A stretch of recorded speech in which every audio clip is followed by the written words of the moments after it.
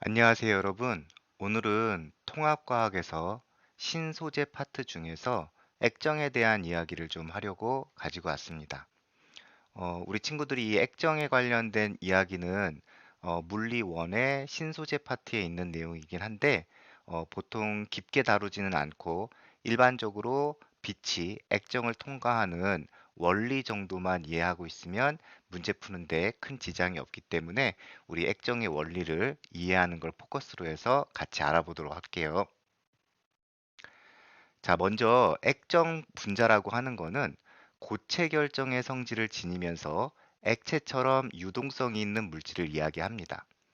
일반적으로 이 액정 분자는 전압의 세기가 달라지게 되면 액정 분자 배열의 틀어지는 정도가 달라지게 됩니다.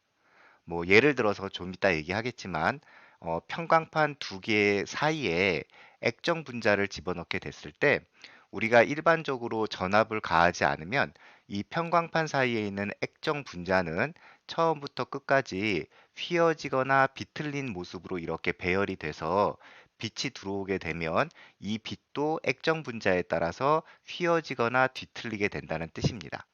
그래서 전압을 걸어주게 되면 이 휘어지거나 뒤틀린 액정 분자들이 이렇게 바른 배열을 하게 되고 그 바른 배열의 정도에 따라서 액정을 빠져나가는 빛의 양의 영향을 받아서 우리가 LCD 화면을 보게 될 수 있는 거죠. 자, 그럼 이제 액정을 이해하기 위해서는 먼저 액정 분자를 놓게 될 평광판을 여러분들이 이해를 해야 되는데 그림에서 보면 이렇게 빛이 모든 방향으로 진동을 했을 때 한쪽 방향의 빛만 가게 할 수 있는 평광판이 있습니다. 지금 이 위에 있는 그림의 평광판은 세로로 되어져 있기 때문에 이 세로의 틈 사이로 그 이렇게 일직선의 수직에 해당하는 요 빛만 빠져나간다는 뜻이고요. 그래서 우리는 이런 평광판을 수직 평광판이라고 부릅니다. 지금 이 위에 있는 그림은 두 개의 평광판 자체를 나란하게 배열을 해서 모든 방향으로 진동한 빛 중에서 수직 평광판을 통과한 빛은 그 마지막에 있는 수직 평광판을 또 통과하면서 이렇게 빛이 바깥으로 빠져나가는 형태를 보이게 되고요. 아래쪽에 있는 그림은 평광판을 두 개를 수직으로 놨습니다. 그러면 왼쪽에 있는 평광판은 수직 평광판이라고 볼 수 있고요. 오른쪽에 있는 평광판은 수평 평광판이 됩니다. 그래서 하나는 세로줄, 하나는 가로줄이 되게 하게끔 놓는 거죠. 그러면 이제 자연광을 비추게 됐을 때 수직 평광판을 통과한 빛은 평광판을 통과하지 못하기 때문에 빛을 통과 못하는 그런 원리로 되어져 있죠. 가장 대표적인 예로 우리가 쓰는 선글라스가 있는데 이 선글라스가 바로 평광판을 이용한 또는 평광 현상을 이용한 대표적인 도구입니다. 예를 들어서 선글라스에 이렇게 수직 평광판을 갖추게 됐을 때 자연광이 들어오게 되면 모든 방향으로 진동하던 빛 중에서 수직 평광판을 통과할 수 있는 빛만 통과해서 우리 눈에 들어오게 되죠. 그럼 선글라스를 끼기 전에는 좀 밝게 보였는데 선글라스를 끼게 되면 이렇게 빛이 수직된 빛만 오기 때문에 약간 어둡게 보이는 그런 원리라고 생각하시면 됩니다.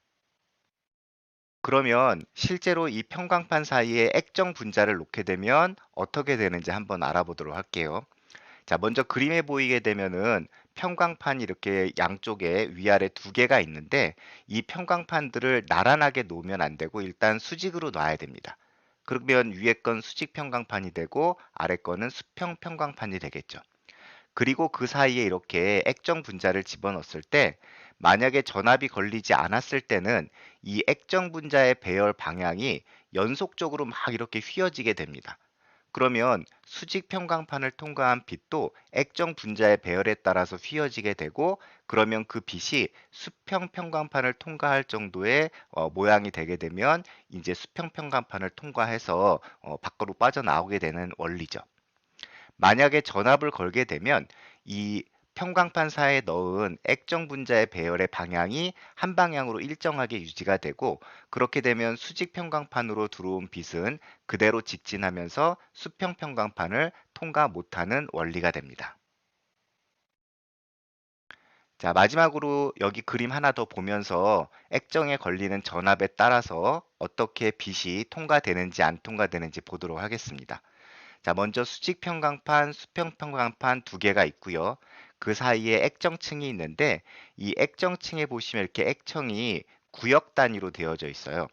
자, 그랬을 때 여러분들이 전압을 이제 걸고 안 걸고의 차이인데 첫 번째 액정의 구역은 전압을 안 걸고요. 두 번째하고 세 번째에 전압을 걸었다고 예를 들어보겠습니다.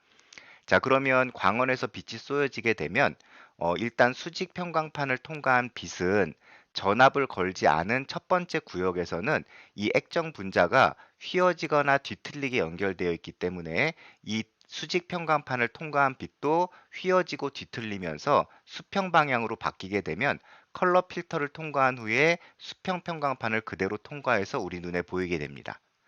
반면에 두 번째, 세 번째처럼 전압을 걸어준 지금 액정층에서는요, 수직 평광판을 통과한 빛이 그대로 직진을 해서 이렇게 컬러 필터를 통과하게 되지만 직진된 빛은 수직 평광판을 통과한 빛이기 때문에 이 수평 평광판을 통과하지 못하고 빛이 차단되는 원리가 바로 LCD 화면 모니터의 원리가 됩니다.